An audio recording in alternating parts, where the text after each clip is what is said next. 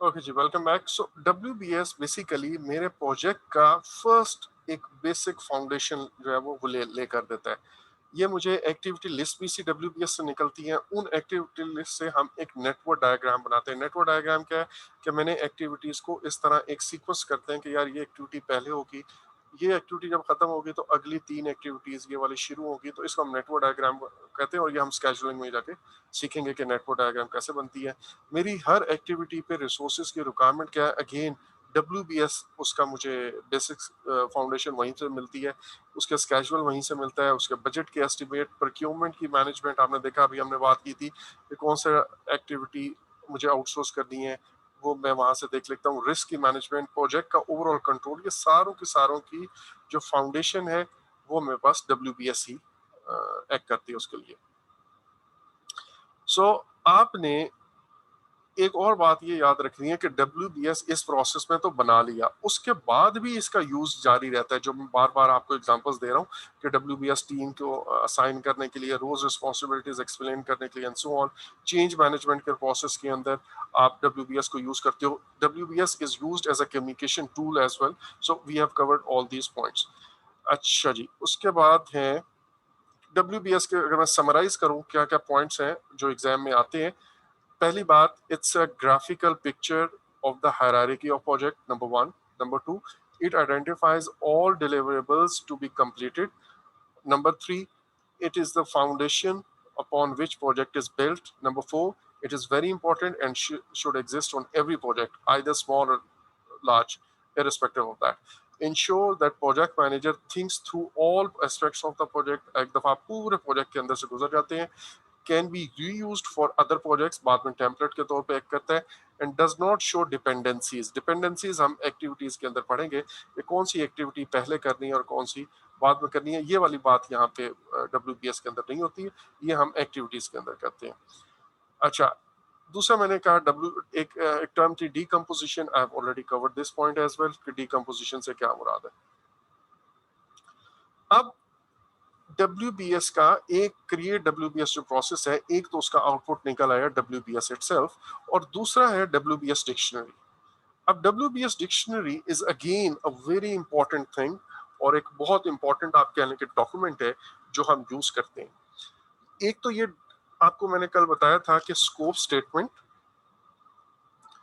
जो पिछले प्रोसेस में बनी, डब्ल्यूबीएस एंड डब्ल्यूबीएस डिक्शनरी, ये तीनों मिलके मेरे पास ना एक चीज बनती है जिसको हम कहते हैं स्कोप बेसलाइन। दूसरी चीज, इसके अलावा डब्ल्यूबीएस डिक्शनरी मुझे बहुत सारी इसके अंदर पार्ट्स इंक्लूड होते हैं। मैं आपको एक एग्जांपल के तौर पे ये सामने दिखाता हूँ, ये आपकी बुक में भी होगा। लाइक डब्ल्यूबीएस डिक्शनरी एक पेज की एक वर्क एलिमेंट की आपके सामने है। मसलन मैंने वर्क पैकेज नंबर या नेम कोई भी वो रखा कि ये एक वर्क एलिमेंट है और ये वर्क पैकेज है, लेट्स से। उसके बाद किस डेट को ये अपडेट हुआ, ये किसके हवाले है, वर्क पैकेज मैनेजर यहाँ पे कौन है। उसके बाद मैं कहता हूँ जो वर्क पैकेज मुझे डिलीवर करना है, जब मैंने कहा ना पाइपिंग, तो उसकी डिस्क्रिप्शन में लिखता हूँ एंड सो ऑन।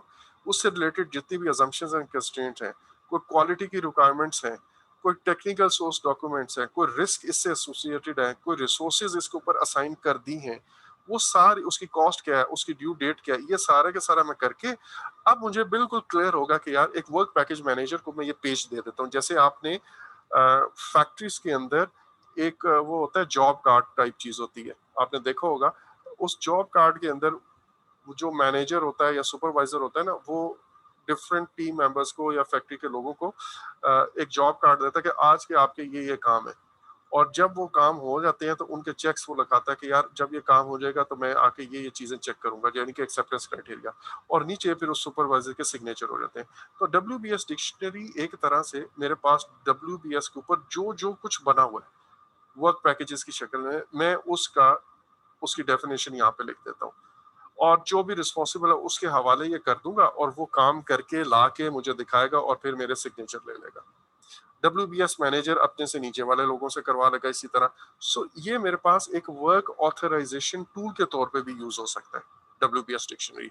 और फिर मुझे किसी चीज के बारे में कंफ्यूजन नहीं होगी कि यार ये पाइपिंग से क्या मुराद है, प्लम्बिंग से क्या मुराद है, क्योंकि डब्ल्यूबीएस में तो इतना ही लिखा हुआ है। उसकी सारी डिटेल्स यहाँ पे आएंगी। एक और बात वो ये कि इनिशियली जब फर्स्ट टाइम WBS बना है तो अभी तो हमने रिसोर्सेज के एस्टिमेट ही नहीं किए, अभी तो हमने एक्टिविटीज के ड्यूरेशन भी नहीं लगाए, अभी तो हमने उनके कॉस्ट एस्टिमेट भी नहीं लगाए, और अभी हमने रिस्क भी आइडेंटिफाई नहीं किए। तो at this stage, early stages में ये WBS डिक्शनरी के बहुत सारे आप कहने के कॉलम या फील्ड खाली होंगे, लेकिन बाद में जब मैं रिसोर्सेज की एक्टिविटीज एस्टिमेट लगा लूंगा और चीजें फाइनल हो जाएंगी, तो फिर मैं यहाँ पे लिख सकता हूँ कि इस वर्क पैकेज का टोटल ड्यूरेशन इतना है और इसके अंदर ये 7, 5, 8 जो भी एक्टिविटीज है वो शामिल है, लेट्स से उसके ऊपर रिसोर्सेज ये वाली असाइन है, इसके अंदर रिस्क जो है इससे एसोसिएटेड ये है, इससे related quality. But at this stage obviously जब मैं फर्स्ट टाइम कर रहा हूँ तो मेरे पास ये सारे डॉक्यूमेंट्स या सॉरी ये सारी डिटेल्स अवेलेबल नहीं है और इनको हम बाद में देखेंगे। अच्छा, अब WBS dictionary can include description of milestones, but again at this stage ये नहीं है और ये हम देखेंगे जब मेरे पास ये सारी की सारी चीजें आ जाएंगी। अच्छा, अब एक और चीज या एक और आउटपुट जिसको मैंने कहा है इसी प्रोसेस का क्रिएट WBS का, उसका नाम है scope baseline. And scope baseline is a combination of WBS dictionary and project store statement जो पिछले उसमें मिली, and this will act as a reference for controlling my scope. Anything which is not in my scope statement, anything which is not mentioned in the WBS and WBS dictionary, that means that thing or that element is not part of my project. ये मेरे scope से बाहर है।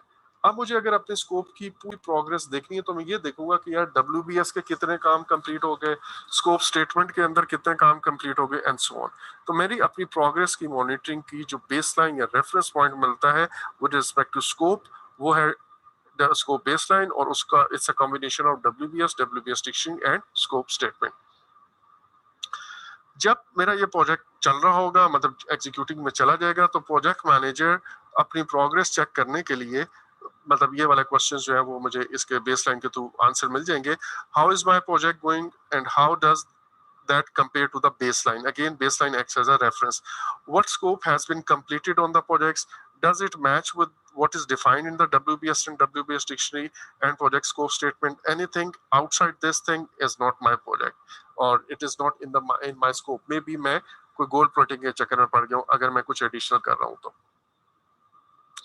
अच्छा, अब अगर कोई ऐसा स्कोप मुझे एडिशनल एलिमेंट चाहिए जो मेरे पास स्कोप बेसलाइन का हिस्सा नहीं है और मैंने उसका कोई चेंज रिक्वेस्ट किसी भी की तरफ से मेरे पास आई है, तो मैं ये देखूंगा कि भाई मैं और वो चेंज रिक्वेस्ट अप्रूव भी हो जाती है, तो फिर इसका मतलब ये है मेरी स्कोप स्टेटमेंट में इजाफा होगा, स्कोप स्टेटमेंट को चेंज आएगी। अब वो कमी भी हो सकती है, इजाफा भी हो सकता है, डिपेंड करता है कि स्कोप की क्या चेंज आई है। तो मैंने अपनी स्कोप स्टेटमेंट को भी चेंज करना है, फिर WBS को भी चेंज करना है, WBS डिक्शनरी को भी अकॉर्डिंगली अपडेट करूंगा मैं। एक बात। दूसरी बात, प्रोजेक्ट मैनेजर ने स्कोप किस हद तक कंप्लीट किया, how successful the project manager was, वो डिपेंड करेगा मेरे पास मतलब दिस WBS जो स्कोप बेसलाइन है, it will act as a reference to measure my success.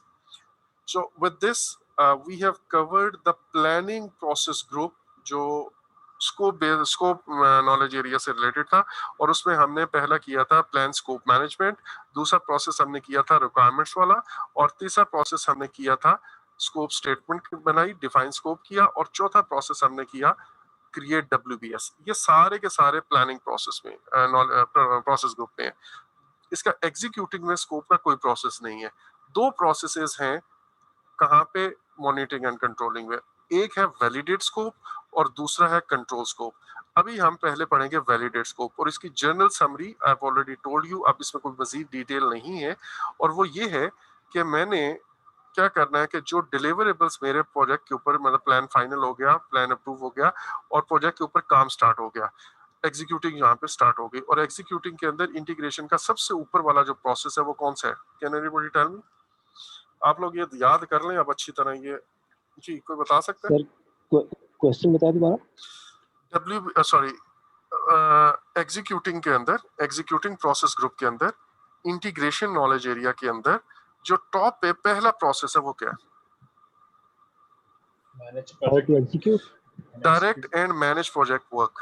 Direct and manage project work, और प्रोजेक्ट का पूरा काम इस जगह और होता है, और प्रोजेक्ट मैनेजर इस काम को डायरेक्ट करता है और मैनेज करता है। पूरे प्रोजेक्ट के ऊपर जो काम हो रहा है ऑब्वियसली प्रोजेक्ट मैनेजर उसको डायरेक्ट एंड मैनेज करता है, लीड करता है। अच्छा, इसके नतीजे में दो चीजें बनती हैं, मैंने आपको बताया बहुत सारा कुछ बनता है लेकिन फिलहाल हम दो की बात करते हैं। एक बनता है work performance data, change request वगैरह की मैं इस वजह जिक्र नहीं कर रहा, वर्क परफॉर्मेंस डाटा बनेगा कि मुझे काम कितना कंप्लीट हुआ, इसमें स्केड्यूल का डाटा भी आएगा, इसमें कॉस्ट का डाटा भी आएगा, स्कोप का डाटा भी आएगा वगैरह वगैरह। अच्छा, दूसरी चीज यहां से बनेगी डिलीवरेबल्स, करेक्ट? जहां पे काम हो रहा होगा वहां पे चीजें बन रही होंगी, डिलीवरेबल्स बन रहे होंगे प्रोजेक्ट के। अब ये जो डिलीवरेबल्स हैं मैं डायरेक्टली कस्टमर के पास नहीं लेके जाता, पहली बात। दूसरी बात, मैं ये भी नहीं कहता कि यार डिलीवरेबल्स आखिर में पूरा प्रोजेक्ट एक ही दफा जब प्रोजेक्ट क्लोज होगा, यहाँ पे ये मॉनिटरिंग एंड कंट्रोलिंग है, यहाँ पे जब प्रोजेक्ट क्लोज होगा तो मैं उस वक्त कस्टमर को या क्लाइंट उसको स्पॉन्सर को दिखा के उसका अप्रूवल लूंगा, ऐसा नहीं। रादर मैं इन डिलीवरेबल्स को साथ के साथ कस्टमर को दिखाता जाता हूं, लेकिन उससे पहले मैं काम ये करता हूं कि जो मेरा क्वालिटी कंट्रोल वाला प्रोसेस है, मॉनिटरिंग एंड कंट्रोलिंग के अंदर क्वालिटी नॉलेज एरिया के अंदर एक प्रोसेस है कंट्रोल क्वालिटी। ये जो क्वालिटी कंट्रोल वाला प्रोसेस है इसमें मैं इंटरनली कस्टमर के पास चीज भेजने से पहले खुद से उसको चेक कर लूंगा। अगर तो ये डिलीवरेबल्स मेरी इस क्वालिटी की रिक्वायरमेंट को मीट करता है तो मैं इसको एक्सेप्ट कर लूंगा और मैं कहूंगा कि मेरा ये डिलीवरेबल वेरीफाई हो गया है, और मैं इस वेरीफाइड डिलीवरेबल को अब वैलिडेट स्कोप में भेज दूंगा, जो प्रोसेस अभी हम पढ़ रहे हैं। ये जो वैलिडेट स्कोप है यहाँ पे मैं कस्टमर को बुलाऊंगा और कहूंगा कि भाई ये देखें ये चीज है, I would like to you to see it, और अगर आपको पसंद आए ये ठीक है तो इसको काइंडली एक्सेप्टेंस दे दें इसकी, सो दैट ये ना हो कि मैं आखिर तक वेट करता रहा हूँ और जब मेरा प्रोजेक्ट खत्म होने के करीब हो तो उस वक्त वो मुझे कोई चीज कहे यार ये चीज तो मुझे ठीक ही नहीं लग रही। तो मैं अपने इंटरम डिलीवरेबल्स को साथ के साथ वैलिडेट कराता रहूंगा from the customer, but before doing that मैं अपने तौर पे उसको अपने क्वालिटी कंट्रोल से जरूर पास कराऊंगा।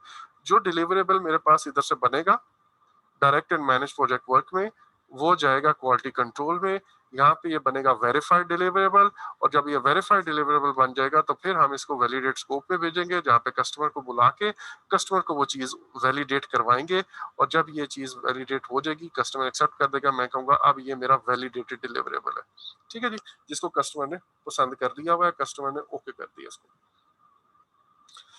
अच्छा, अब बेसिकली अगर मैं कहूं इस पूरे प्रोसेस का ये जो वैलिडेट डिलीवरेबल है इसकी मेन एडवांटेज क्या है, इसका मेन एडवांटेज ये है कि मुझे एंड ऑफ द प्रोजेक्ट पे सरप्राइजेस नहीं मिलते हैं। मेरी चीज मेरा प्रोजेक्ट साथ के साथ कस्टमर से उसके जो डिलीवरेबल्स है मैं उस कस्टमर से या स्पॉन्सर से साथ के साथ अप्रूव करता रहता हूँ, वरना क्या होगा कि आखिर पे एक ही दफा उस पर बहुत सारे ऑब्जेक्शन अगर लगे तो फिर मुझे बहुत सारी चीजें दोबारा करनी पड़ेगी। आई डोंट वांट दैट कि आखिर तक मैं वेट करूं और मुझे फिर चीजें ना सब कुछ तोड़ना पड़े। आई वुड प्रेफर कि यार साथ के साथ डिलीवरेबल्स मेरे इंटरम डिलीवरेबल्स वो साथ के साथ अप्रूव, दरवाजे बन के आए, मैंने कस्टमर को बुलाया सर ये दरवाजे हैं ठीक है, ठीक है जी, हैंडल लग के आ गए, मैंने कहा सर ये देख लें हैंडल लग गया ठीक है, अच्छा वो जाली लग के आ गई है, फ्लाई प्रूफिंग हो गई है सर वो देख लें आप, जाली लग के ये जाली ठीक है, इतनी मोटी पतली जो भी है वो ठीक है, आप चेंज तो नहीं करना चाहते, एंड सो ऑन। तो हैंडल लग के आए हैं जी, वो कलर सर ये गोल्डन कलर है, सिल्वर कलर, लॉक चाबियां सब कुछ देख लें आप। सो मैं साथ के साथ अपने ये डिलीवरेबल्स अप्रूव कराता रहता हूँ, रादर देन के at the end of the day वो मुझे कहे कि भाई ये क्या कर दिया, इसको ऊंचा आपने जो स्लैब लगाई हुई है किचन के अंदर वो काउंटर सा बना हुआ है वो उसकी हाइट जो है ना वो बहुत कम रख दी है तो मुझे झुकना पड़ता है एंड सो ऑन, अब ये सारा तोड़ दो, ऐसा ना हो। आई वुड लाइक कि यार साथ के साथ ये चीजें चेक होती रहे। ये है इस पूरे प्रोसेस का मकसद। अब आप मुझे बता सकते हैं कि इसके इनपुट्स क्या क्या है, व्हाट डू यू थिंक क्या क्या होने चाहिए आइडली स्पीकिंग?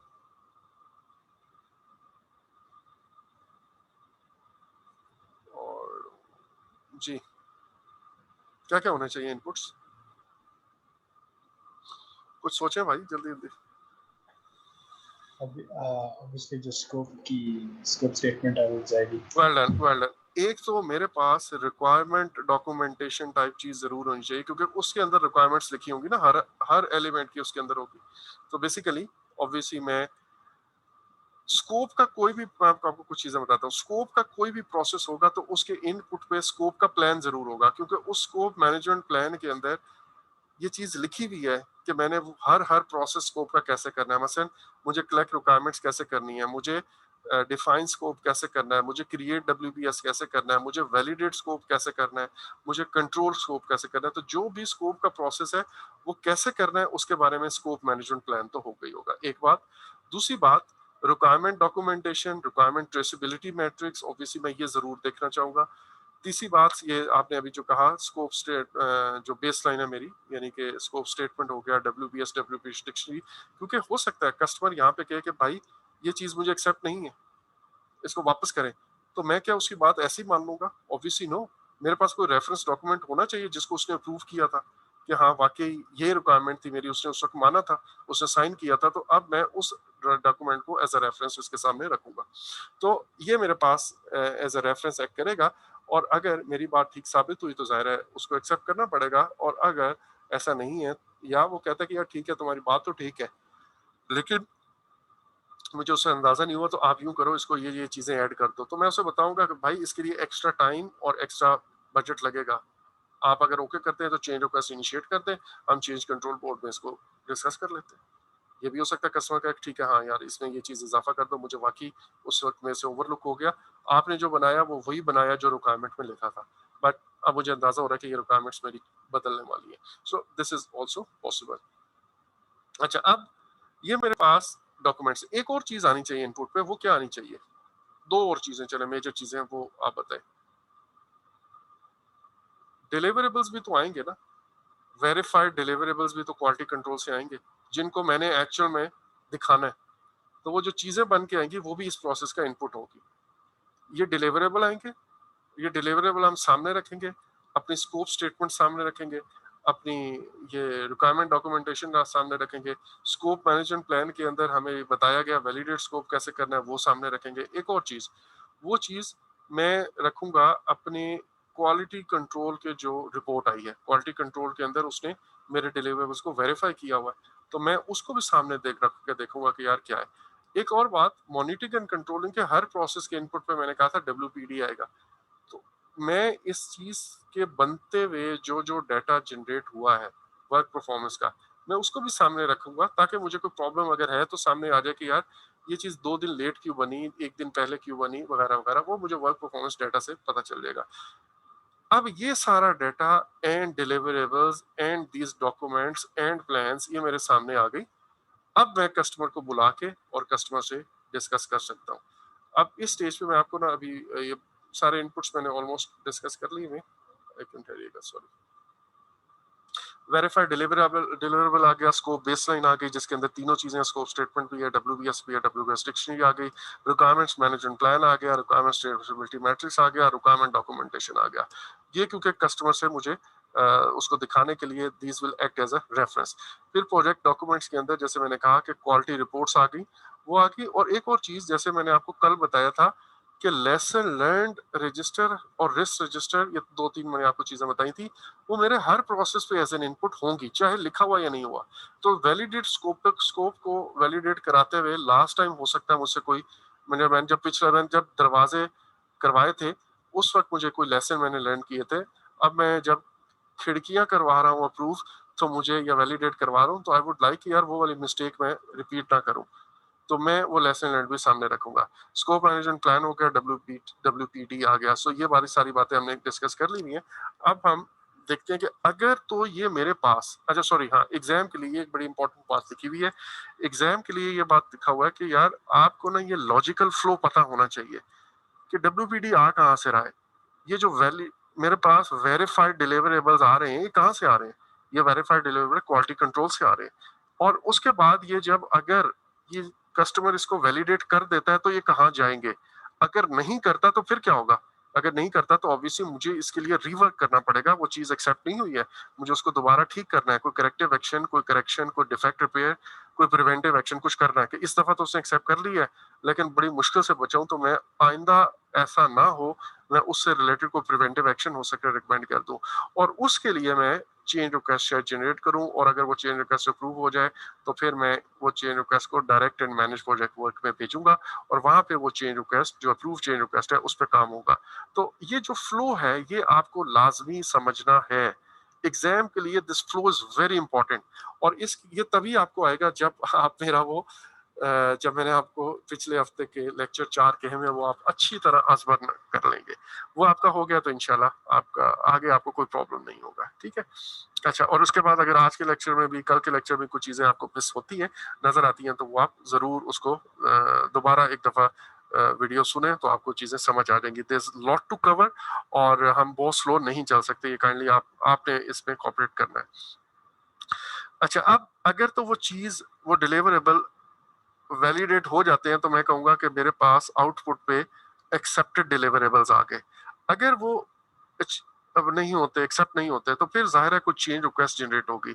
और मैंने आपको मॉनिटरिंग एंड कंट्रोलिंग के जितने प्रोसेसेस थे उसमें मैंने क्या कहा था कि WPD आता है इनपुट पे और आउटपुट पे WPI आएगा। सो वैलिडेट स्कोप पे WPI क्या आ सकता है कि हमने कस्टमर से ये चीजें प्लान की थी और या तो वो एज इट इज हो गई या फिर वो नहीं हुई, तो वो दोनों सूरतों में WP आएगा। और उसके बाद लेसन लर्न रजिस्टर भी मेरा अपडेट हो जाएगा।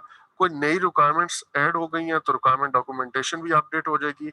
और रिक्वायरमेंट ट्रेसेबिलिटी मैट्रिक्स के आखिरी कॉलम क्या था, टेस्ट केसेस के कौन से टेस्ट केस हम करेंगे, और अगर वो टेस्ट केस ठीक निकले और काम सही हो गया तो हम कहेंगे कि यार ये रिक्वायरमेंट मीट हो गई, तो कम से कम मैं इसको अपडेट जरूर करूंगा, requirement met, test case successful और समथिंग, या फिर पेंडिंग में अभी भी पड़ा हुआ है, कुछ ना कुछ मैं ऐसा रिक्वायरमेंट ट्रेसेबिलिटी मैट्रिक्स को भी अपडेट कर दूंगा। एग्जाम के अंदर ये डायरेक्ट आपसे इस तरह नहीं पूछे जाते, मतलब बहुत कम इक्का दुक्का क्वेश्चन होंगे जो आपको कहेंगे कि जी इनपुट क्या होता है, आउटपुट। उससे ज्यादा लॉजिकल फ्लो समझना जरूरी है। लाइक अगर मैं आपको खुद ये, जैसे मैंने अभी एक बात की कि रिक्वायरमेंट ट्रेसेबिलिटी मैट्रिक्स अपडेट होगी, तो आपको थोड़ा सा आइडिया होना चाहिए कि भाई क्या अपडेट होगा, रिक्वायरमेंट ट्रेसेबिलिटी मैट्रिक्स थी क्या। इसके लिए कल वाला लेक्चर आपने लाजमी देखना है। रिक्वायरमेंट ट्रेसेबिलिटी मैट्रिक्स के आखिर पे हमने लिखा था कि यार ये एक सो एंड सो रिक्वायरमेंट है, मैं कैसे टेस्ट करूंगा कि ये रिक्वायरमेंट पूरी हुई है नहीं हुई। तो वो टेस्ट अगर मेरा ओके हो जाता है तो मैं कहूंगा कि भाई वाकई मेरी रिक्वायरमेंट मीट कर गई है। तो और यहाँ पे मैं लिख दूंगा टेस्ट क्लियर्ड या एक्सेप्टेड या requirement met, something like that, ताकि मैं इसको क्लोज कर दूं, ये वाला काम मेरा हो गया। तो मेरा रिक्वायरमेंट ट्रेसेबिलिटी मैट्रिक इस सूरत में तो अपडेट होगा। दूसरा ये हो सकता है कि कस्टमर ने कोई एडिशनल रिक्वायरमेंट लिखवा दी है, तो ऑब्वियसली मेरा फिर भी रिक्वायरमेंट ट्रेसेबिलिटी मैट्रिक्स में एक एडिशनल रिक्वायरमेंट जाएगी। So that was I guess. हाँ, एक वो चीज और है जो मैं वैलिडेट स्कोप में, एक मिनट ठहरिएगा, बस ठीक है। वैलिडेट स्कोप के बारे में 3 पॉइंट्स ऐसे हैं जो आपको क्लियर होने चाहिए। पहली बात तो ये कि भाई क्वालिटी कंट्रोल और वैलिडेट स्कोप के अंदर क्या फर्क है। क्वालिटी कंट्रोल के अंदर और वैलिडेट स्कोप के अंदर पहला फर्क, एक फर्क है, वो ये कि क्वालिटी कंट्रोल मेरी अपनी ऑर्गेनाइजेशन और प्रोजेक्ट टीम कर रही है। जो डिलीवरेबल बनता है उसको मैं खुद से चेक करता हूँ, और जो वैलिडेट स्कोप है उसको कस्टमर आके चेक करता है। ठीक है, ये इसका मेजर डिफरेंस है। पहली बात तो ये। दूसरी बात, जो दूसरा पॉइंट इसके अंदर है वो है कि अगर मैं वैलिडेट स्कोप में एक्सेप्टेंस ले रहा हूं कस्टमर से, तो फिर मैं क्लोज प्रोजेक्ट में क्या कर रहा हूँ। वैलिडेट स्कोप में मैं इंटरम डिलीवरेबल, जो पार्शियल डिलीवरेबल्स हैं, जैसे मैं आपको कह रहा हूँ दरवाजे आए मैंने चेक करा दिए, खिड़कियां आई मैंने चेक करा दी, रैक बना मैंने चेक करा दिया, सिंक आके लगा किचन में मैंने कर दिया, ये मैं साथ के साथ पेंट हुआ है कमरे का मैंने चेक करा दिया। Now at the end of the day जब मैं पूरा घर बन जाएगा और वो मैं क्लाइंट के ऊपर हैंड ओवर करूंगा, तो उस वक्त फिर वो सारी चीजें आके लाजमी देखेगा। ऐसा नहीं हो सकता कि हाँ ठीक है तूने दरवाजे कहे थे, ठीक है पेंट किया, वो ओवरऑल उस घर की एक्सेप्टेंस होगी। अब वो जो ओवरऑल साइन ऑफ वगैरह है वो मैं क्लोज प्रोजेक्ट फेज में करूंगा, और उसके अलावा जो बाकी एडमिनिस्ट्रेटिव क्लोजर्स हैं, हैंडिंग टेकिंग ओवर वगैरह वगैरह वो करूंगा। अच्छा, तीसरा है जो मैंने आपको कंट्रोल क्वालिटी वाला, ये इसकी एक मैंने ऑलरेडी बता दिया हुआ है, but still let's have a look on this. वो क्या है, देखिए मेरे पास यहाँ पे एक डिलीवरेबल कंप्लीट होता है, और वो कंप्लीट का होता है वो जो direct and manage project work है इंटीग्रेशन के अंदर। जहां से चीज जब डिलीवरेबल बनेगा तो मैं उसको डायरेक्ट कस्टमर के पास नहीं भेजूंगा, मैं उसको क्वालिटी कंट्रोल के लिए भेजूंगा, और वहां पे उसकी इंस्पेक्शन होगी कि डिलीवरेबल ठीक है या नहीं है। अब अगर तो वो ठीक हो जाता है तो वो वेरीफाइड डिलीवरेबल बन के हम वैलिडेट स्कोप में भेजेंगे, जहां पे कस्टमर को बुलाएंगे और कस्टमर को कहेंगे कि आके इसको चेक करो। अगर ठीक नहीं होता तो जाहिर है मैं कहूंगा कि इसको रीवर्क करना है, इसको करेक्ट करना है, उसके लिए मुझे एडिशनल फंड शायद चाहिए हो, रिसोर्सेज चाहिए, जो भी चेंजेस मुझे करनी है मैं उसके लिए चेंज रिक्वेस्ट जनरेट करूंगा। और चेंज रिक्वेस्ट जनरेट करने के बाद वो चेंज रिक्वेस्ट चली जाएगी perform integrated change control process में। वहां पे वो रिक्वेस्ट या तो अप्रूव हो जाएगी या वो रिजेक्ट हो जाएगी या कुछ टाइम के लिए रुक जाएगी, मतलब जिसको हम कहते हैं डेफर कर देंगे आप। अब जैसे ही वो चेंज रिक्वेस्ट अप्रूव होगी, वहां से वो काम मेरा वापस, अब मैं direct and manage project work में वो डिलीवरेबल वापस भेज दूंगा कि यार इस चेंज रिक्वेस्ट के मुताबिक इसको सामने रखते हुए अब इस पे काम किया जाए। और जब वो दोबारा से आएगी फिर मैं क्वालिटी कंट्रोल को चेक करूंगा और हो सकता है कि इस दफा वो चीज क्लियर हो जाए, और अगर क्लियर होगी तो कस्टमर के पास चलेगी। अगर वो फर्स्ट टाइम ही क्लियर हो जाती है, इवन देन हम कस्टमर को बुलाएंगे, वैलिडेट स्कोप कराएंगे, और यहाँ पे हो सकता है कस्टमर एक्सेप्ट कर ले। अगर तो कस्टमर एक्सेप्ट कर लेता है तो मैं कहूंगा कि ये एक्सेप्टेड डिलीवरेबल है।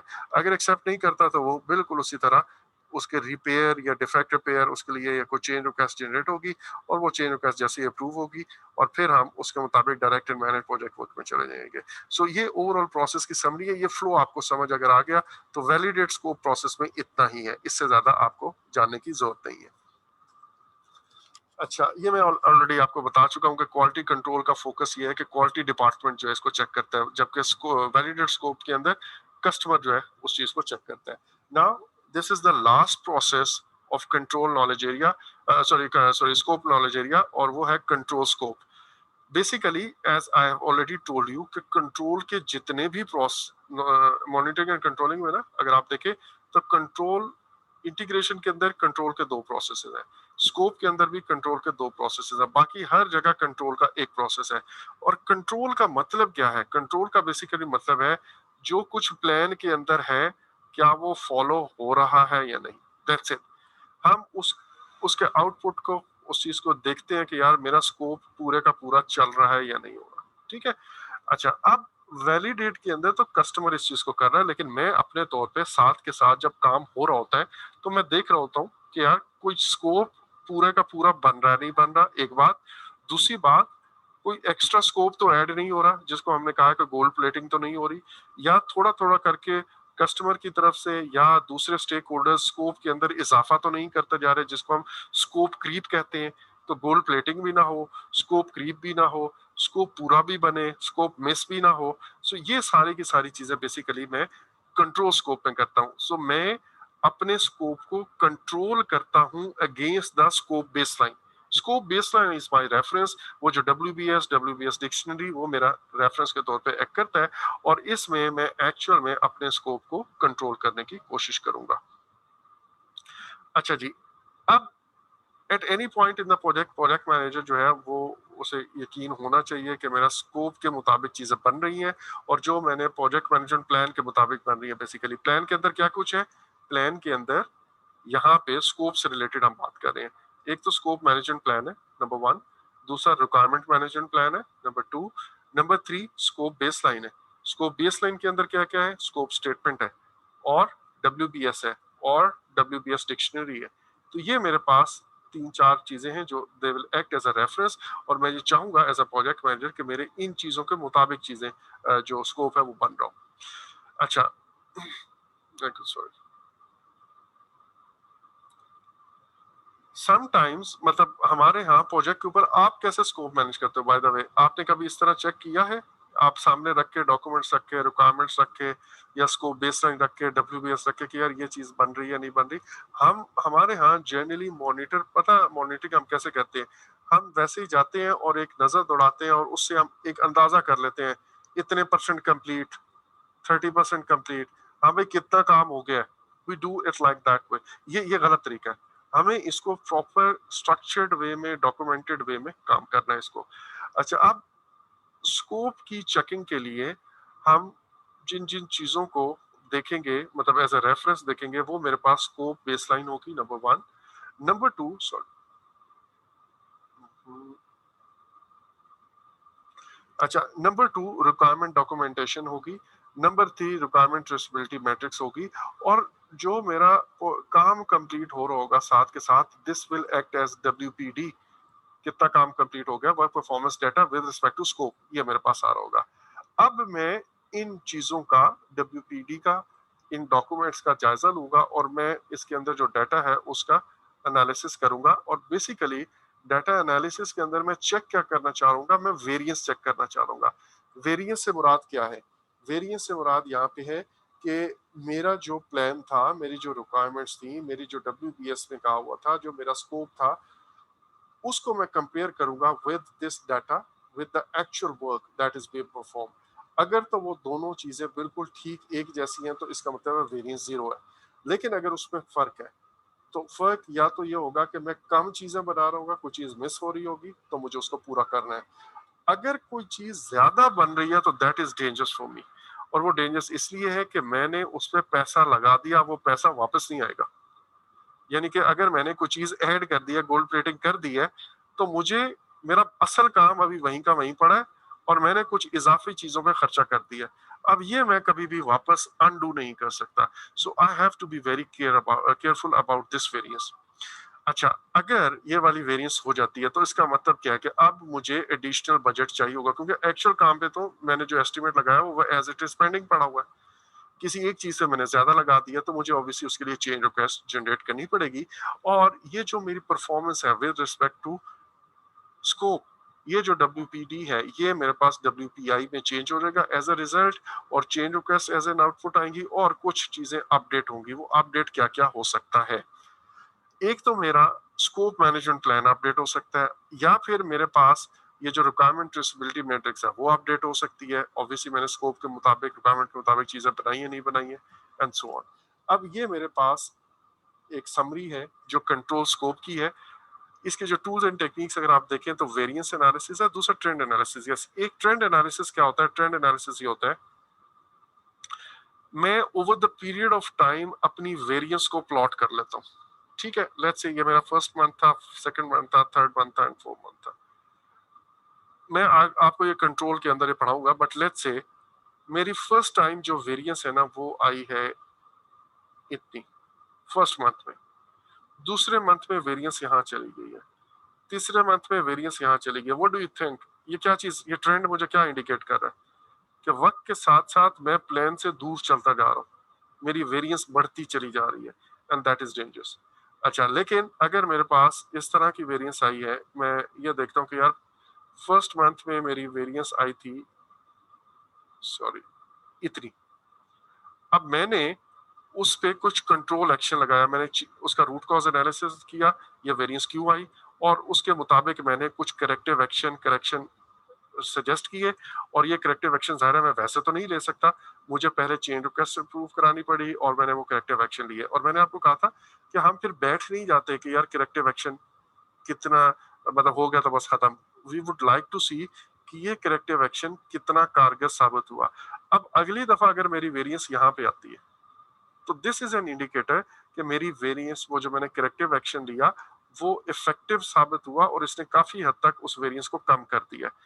फिर मैं इसको जरूर देखूंगा फर्दर कि यार क्या ये ट्रेंड अगले महीने भी चलता रहेगा और वेरिएंस जीरो हो जाएगी, या अभी मुझे मजीद कुछ करेक्टिव एक्शन लेना है, कि काफी हद तक कम तो कर दिया है लेकिन मजीद आगे करना है। सो ये मेरे पास ट्रेंड एनालिसिस, बेसिकली ये इंडिकेटर होते हैं कि मेरी परफॉर्मेंस बढ़ रही है, वक्त के साथ साथ बेहतर हो रही है या बुरी हो रही है। ठीक है।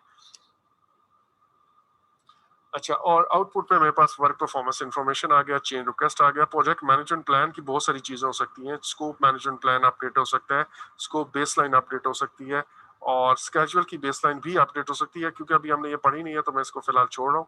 कॉस्ट की बेसलाइन भी हमने नहीं पढ़ी है, लिविंग इट। और ये तीनों मिलकर मेरे पास परफॉर्मेंस मैनेजमेंट बेसलाइन बनती है। और मैंने आपको कहा था कि इस प्रोसेस के अंदर भी आप कुछ लेसन लर्न करोगे, कंट्रोल करते हुए भी वो लेसन लर्न रजिस्टर आपने अपडेट जरूर करना है। अच्छा जी, so that was all about scope knowledge area. और स्कोप के अंदर अगर मैं आखिर पे सम अप करूं, बहुत सारी चीजें आपने जरूर पढ़ी होगी, लेकिन अगर मैं सम अप करूं तो वो क्या है, ये कुछ पॉइंट्स है, इसको आप देख लीजिएगा। This nothing new in this, आप बड़े आराम से ये चीजें कर लेंगे, मतलब कोई इशू नहीं है। ये आखिरी स्लाइड जो है, अब मैं चाहूंगा कि वी हैव 4 मिनट्स और इसमें मैं जरा क्विकली कुछ इंपॉर्टेंट पॉइंट्स हैं जो हम इनको देख लें। पहली बात, मेरे पास जो स्कूप है ना, ये एक फाउंडेशन स्टोन है, एक पहली चीज है जिस, या ये वो काम है जो मुझे करना है, और मेरी सारी प्रोजेक्ट की प्लानिंग या सारे प्रोजेक्ट का मकसद इसी के गिर्द घूमता है. So I have to be very clear in defining my scope. अगर मैंने स्कोप ही सही तरह से डिफाइन नहीं किया, ज्यादा कर लिया या कम कर लिया, तो मेरा पूरा प्रोजेक्ट का प्लान सफर करेगा. एक बात. दूसरी बात, इस स्कोप के अंदर सिर्फ प्रोडक्ट बनाने का, घर बनाना है तो सिर्फ घर बनाने का स्कोप शामिल नहीं है. मुझे मार्केट के अंदर जाके टाइल्स सेलेक्ट करनी है, मुझे कस्टमर से मीटिंग करनी है, मुझे बैंक के अंदर जाके पेमेंट करनी है. ये घर बनाने में तो शामिल नहीं है, लेकिन मुझे फोन कॉल्स करनी है, मुझे मीटिंग्स करनी है, वो सारे का सारा प्रोजेक्ट मैनेजमेंट का काम है. मुझे प्रिंटिंग करनी होगी, कोई स्टेशनरी लेनी होगी. ये जो प्रोजेक्ट मैनेजमेंट वाले काम हैं, ये भी मेरे स्कोप का हिस्सा होते हैं. तो एक चीज होती है प्रोडक्ट स्कोप, प्लस जो प्रोजेक्ट मैनेजमेंट वाले काम है वो भी जब मैं ऐड करता हूं, तो ये दोनों मिलके मेरा पूरा का पूरा प्रोजेक्ट मैनेजमेंट स्कोप बनता है. मसलन मुझे अगर अपनी जो टीम है उनके लिए, जनरली आपने देखा होगा कि वो एक छोटा सा टेम्परेरी सा कमरा बना लेते हैं, रात को मजदूर वगैरह वहीं पे सोते हैं, घरों में खाली प्लॉट के अंदर कहीं वो बना लेते हैं. तो ये जो टेम्परेरी है, इसी तरह पानी का टैंक, शुरू में जब तक पानी का टैंक नहीं होता तो उसका अरेंजमेंट करते हैं. अब ये ऐसे घर का हिस्सा नहीं है, उस प्रोडक्ट का हिस्सा नहीं है, लेकिन ये तो प्रोजेक्ट मैनेजमेंट का काम है. मेरे एस्टीमेट के अंदर ये भी शामिल होना चाहिए. एक बात.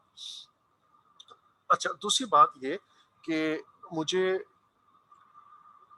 इसके बाद ये काम करने के लिए सबसे पहली जो बुनियादी चीज है, मुझे अपनी रिक्वायरमेंट्स डिफाइन करनी है. और रिक्वायरमेंट्स के अंदर मुझे बहुत सारे लोग बहुत सारी रिक्वायरमेंट्स देंगे, बट मैं सारी रिक्वायरमेंट्स को एंटरटेन नहीं करूंगा. मैं उन रिक्वायरमेंट्स को एंटरटेन करूंगा जो मेरे चार्टर के अंदर हैं, जो चार्टर का हिस्सा बनती है, जो मेरे बिजनेस केस को के साथ अलाइंड है, एंड सो ऑन. उसके बाद मैं इन रिक्वायरमेंट्स को प्रायोरिटाइज करूंगा. ये मेरे पास था प्रोसेस एक कलेक्ट रिक्वायरमेंट का.